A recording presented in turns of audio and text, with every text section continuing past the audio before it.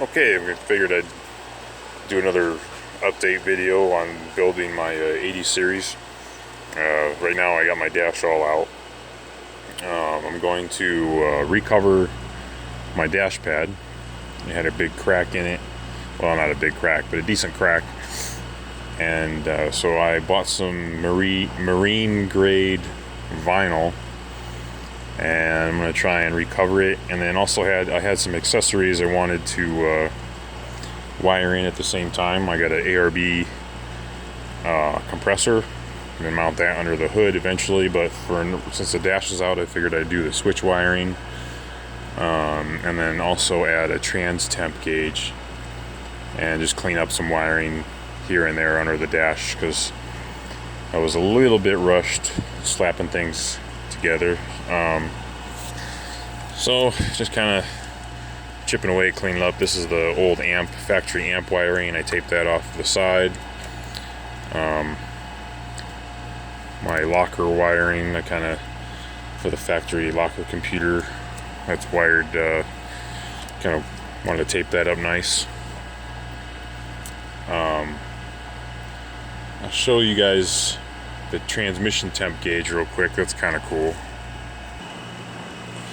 So this is a fog light switch that you can get for Toyotas, and it fits right into the nice blanks right here nicely. So I have one of those already wired in that I use for the daytime running lights or fog lights. But then I got this, and this is going to be my transmission temperature gauge. And it reads from about 15 degrees Fahrenheit to 300 degrees Fahrenheit. And it's actually made for a BMW, but I filed the hole just a little bit on the switch slot. This is where the rear heater would normally go. I'm going to just move the rear heater switch over a spot. This just slides in like that. Pretty nice, huh? So I'll have transmission temps, which is nice, because I plan on pulling quite a bit, trailers and stuff here and there. So got to keep an eye on those transmission temps. And I got a LED strip under here. It's like a red LED strip. Gives a nice glow to the center console at night. This is actually the old dash insert. I experimented with filing here for this switch, make sure it fit before I start working on the one I got. It's a good one from my junkyard, because this one's got some cracks up here, and these things are so fragile, these older bezel pieces from the older style dash. So, but for filing, all I had to do was file the top and bottom, and then on the sides, because of the little tabs, they're made to grab a thinner piece of plastic. So all I did is I took my file here and I filed kind of at an angle to put an angle so this wasn't flat anymore, and that made it, I did it on both sides, and that made this thing grip really nicely in there. So I got a nice tight fit on that. So I'll have a trans temp gauge, and I had to get this from France. Actually, there is a dude in France that makes these off of Etsy, and it comes with a nice pigtail. This white plug goes into the gauge, and then the big plug goes into the temperature sender. So took myself a big chunk of aluminum, and I got a 3/8 MPT thread. I gotta run those on both sides with a barbed fitting.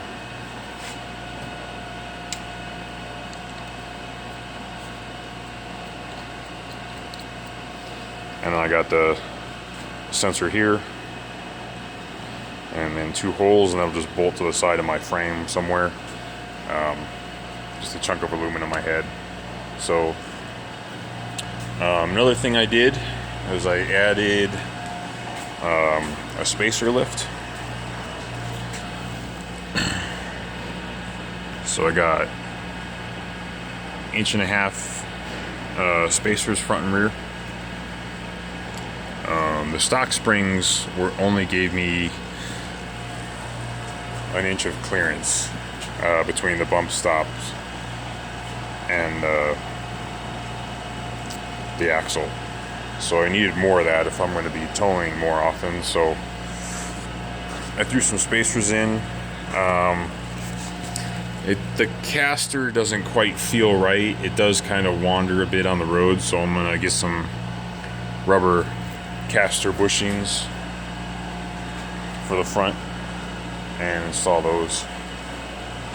Improve the caster a little bit. But it definitely feels better over the big bumps, not bottoming out all the time. I didn't want to put a 2.5 inch lift, and I just didn't want to go that tall with this thing, because I wanted to cruise down the highway really nice. So yeah, I'm just going to keep cleaning up the wiring and see if I can get this dash back together. Let's see what else I can show you guys. Oh yeah, for my trailer brakes, I'm using this remote controlled trailer brake system. So the actual brake controller box is remotely mounted underneath the shifter console here, and then I just have the dial on the dash. The only problem is the wires aren't very long, and then so there's also no plug to disconnect the control knob, so you have to take off the nut if you ever want to service the dash. So I bought a 10-pin connector, and I'm gonna cut those wires and add this, so that whenever I have to work on the dash, I don't have to remove the whole knob from the dash first and then pull the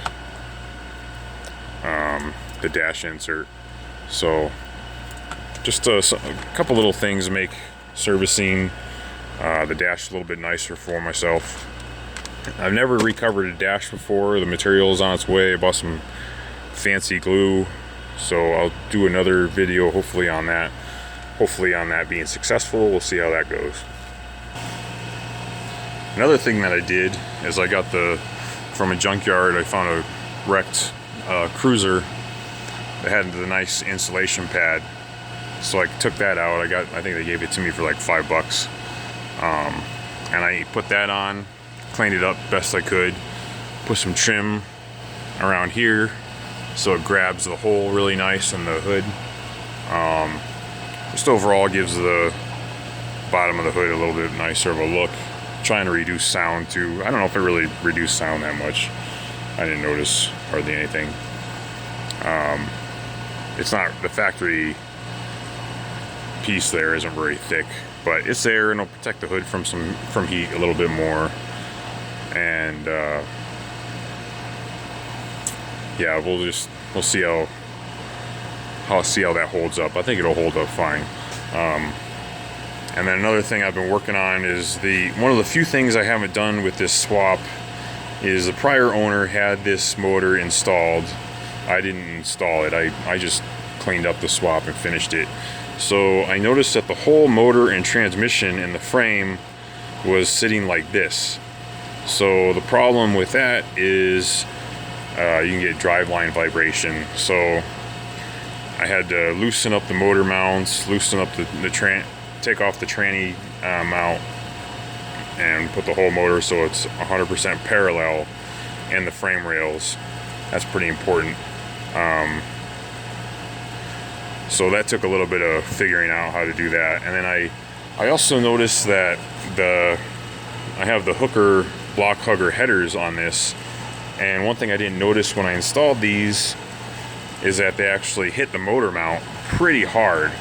So I had to trim the advanced adapter motor mount, and I was getting a vibration, some sort of vibration when I was driving this thing, and I just had been looking for it forever, but it was only on decel at higher speeds. And so anyways, now that's gone, so I think that was it. So I'm gonna try and get this dash back together and get this thing ready to do some towing, and I can maintain transmission temperatures. And I'm thinking about putting the ARB compressor right here.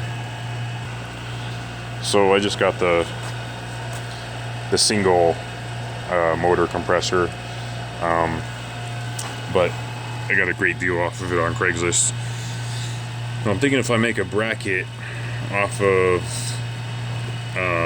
the cruise control bracket, I can kind of make it sit down in here nice, right about here, so it'll be kind of down below where the windshield wiper motor is, kind of out of the way.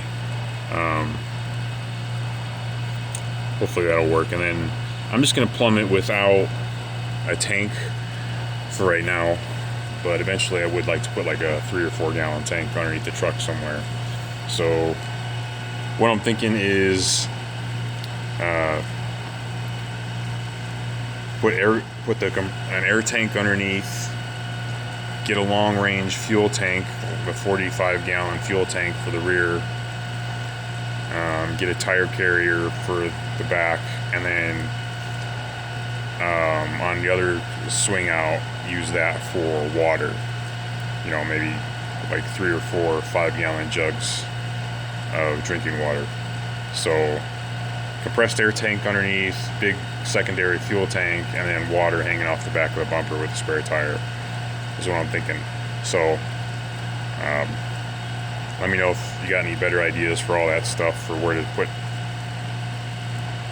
those major items. But I think for going to South America, I'll probably need a lot of fresh water and a lot of fuel. So that's what I'm thinking about for the secondary tank, because fuel sometimes can be tough to get. So anyways, that's it for now. Hopefully next video I'll show you guys me recovering the dash, and we'll see how that goes, because I am no seamstress, that's for sure. Thanks for watching.